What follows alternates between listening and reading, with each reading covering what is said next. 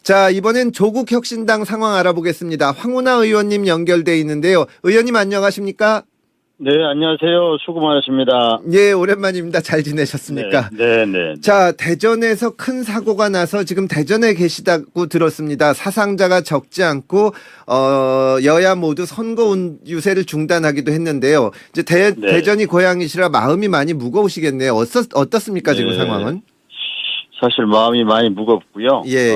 선거 유세를 이제 뭐 전면 중단하다시피 어제부터 예. 이렇게 하고 있는데요. 그래도 내일이 선거인 만큼 차분한 분위기 속에서 이렇게 조심조심 선거 운동은 진행되고 있습니다. 예. 어쨌든 예.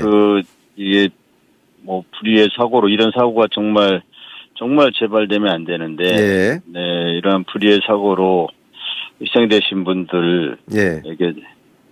명복을 빌고요. 예. 그리고 유가족분들에게 예. 뭐라 우려의 말씀을 드려야 될지 모르겠습니다. 부상을 입으신 분들도 빨리 쾌유되시면 좋겠고요. 예. 국회에서 다시는 이런 사고가 또 생기지 않도록 예. 정말 더 많이 노력해야겠다 이렇게 다짐을 하고 있습니다. 예, 저희 모두가 같은 마음입니다.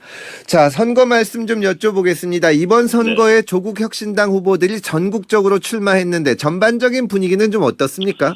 뭐 다 아시겠지만 이재명 정부 출범 1년 만에 치러지는 그런 선거이기 때문에 이재명 정부에 힘을 실어줘야 한다는 분위기가 대체적인 분위기고요. 예. 또 이재명 대통령께서 잘하고 계시고 또 실제로 높은 국정 지지율을 보여주고 계시지 않습니까? 예. 민주당이 압승하는 그런 분위기로 보고 있고요. 예. 다만 이제 우리 조국혁신당도 호남에 좀 후보들을 많이 냈고 나머지 지역도 고르게 후보들을 조금씩 냈습니다. 네, 그런데 그중에 뭐 역시 가장 관심 집중된 경기 평택을의 조국 후보도 있고요. 조국 대표는 내란 세력을 청산해야 한다 이번 선거를 통해서. 그다음에 이번 선거를 통해서 조국 대표가 이제 국회에 진입을 해서 야권 통합과 연대에 좀 적극적 노력에 적극 역할을 해야 한다. 뭐 이런 진심, 이런 진정성이 평택 시민들 마음을 많이 얻는 것으로 이렇게 보고 있습니다. 알겠습니다. 하나씩 여쭤보겠습니다. 자, 호남에 이제 후보를 많이 내셨고 호남에서 조국혁신당 후보들이 크게 선전 중이라는 보도가 있었습니다. 호남이 오래전부터 이제 민주당 텃밭으로 알려진 곳인데 조국혁신당 후보들이 선전하는 이유, 그 어떤 이유가 있을까요? 그동안 호남에서는 사실 민주당 공천을 받으면 곧 당선으로 이렇게 이어지다 보니까 지역 정치의 역동성이 떨어질 수밖에 없죠.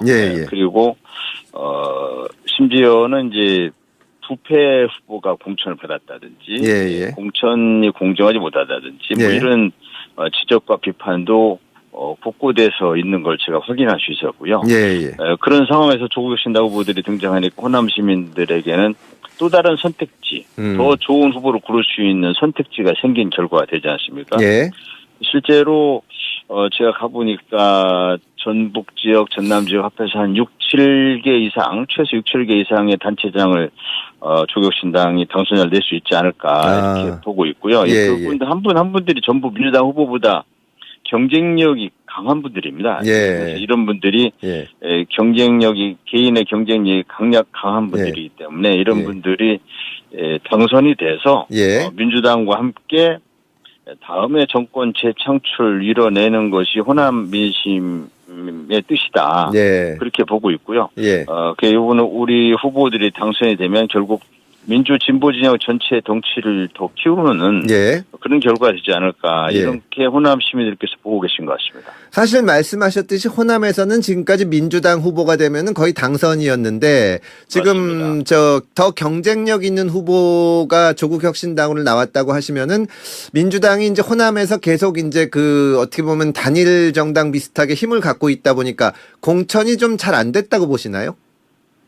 시민들께서 유권자분들이 판단하실 일이지만 예컨대 뭐 제가 좀 특정 지역 얘기하기는 좀 그렇습니다만 전라북도 정읍 지역 같은 경우도 현재 공천 받은 그 민주당 후보가 여러 가지 비리 의혹에 휘말려 있거든요.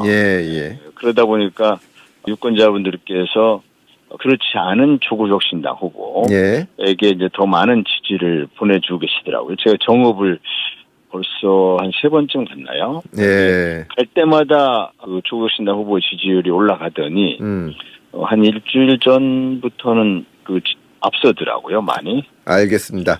자, 이번 선거에서 조국혁신당에서 가장 중요한 지역구는 단연 평택을이라고 할 수 있습니다. 조국 대표가 출마 선언 이후에 아주 그 선거 열기가 뜨거운데요. 어제 조국혁신당 선관위에서 민주당 김용남 후보는 민주진영 분열의 씨앗이다. 그러니 이제라도 민주당 지도부가 결단해야 된다는 입장을 냈는데 어떤 취지입니까? 후보를 사퇴하라는 의미인가요? 어떻게 받아들여야 할까요? 민주당이 이제 김용남 후보를 이번에 전략 공천을 했는데요. 근데 이제 다 아시다시피 김용남 후보가 과거에 이제 국민의힘에도 있었고, 개혁신당도 있었고, 그렇게 이제 당적을 민주당으로 옮긴 분이고요. 또 이제 대선 때도 이제 윤석열 캠프에서 대변인도 맡아서 활동하셨던 분인데, 이런 분이 이제 민주당 공천 받았다고 그래서 민주 진보 진영의 가치를 완전하게 대변할 수 있는 후보인가 이에 대한 이제 의문을 많은 민주당 지지자들이 갖고 계시거든요. 또 언론을 통해서 다들 많이 접하셨지만 이제 대부업체 차명 운영한 의혹. 이 2002년에 검사 재직 중에 남양주 소재 농지를 매입해가지고 지목을 대지로 변경한 다음에 2022년에 57억에 매도했다는 투기 의혹.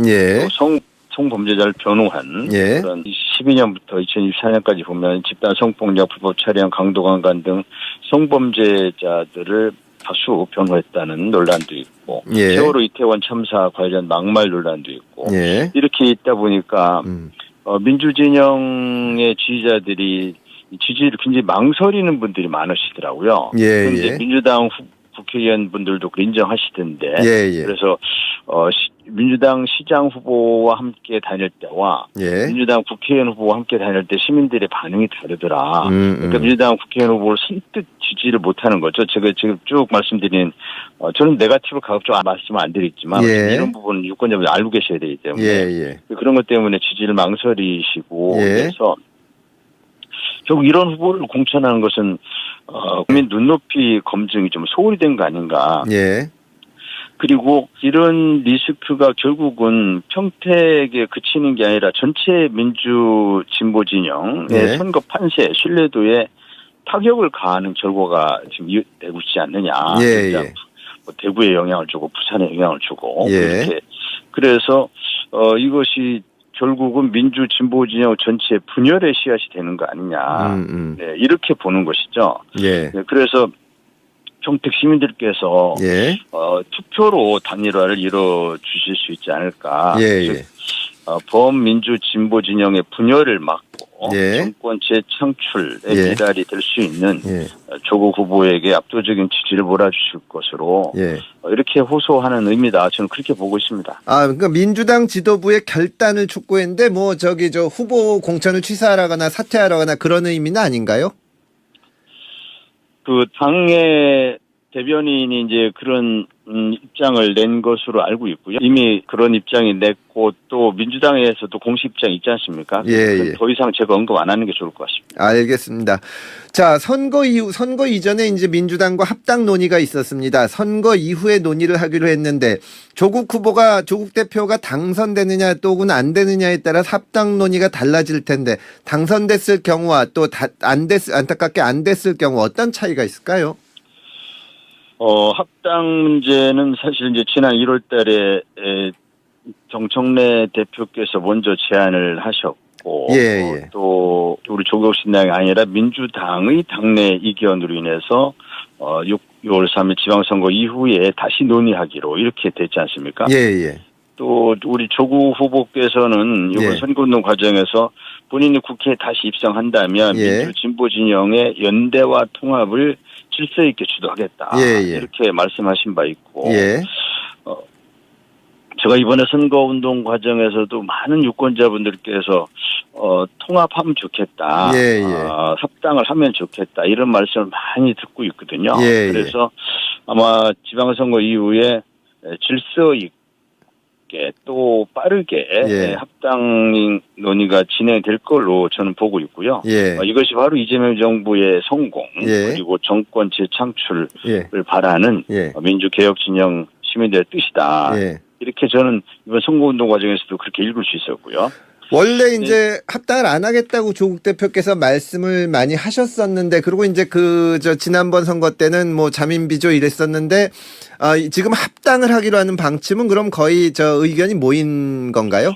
아니, 지난 1월 달에 이제 민주당에서 그 합당 제안을 먼저 했지 않습니까? 정치인 대표께서. 그때 우리 조국혁신당에서도 당내 의견을 모았었고요.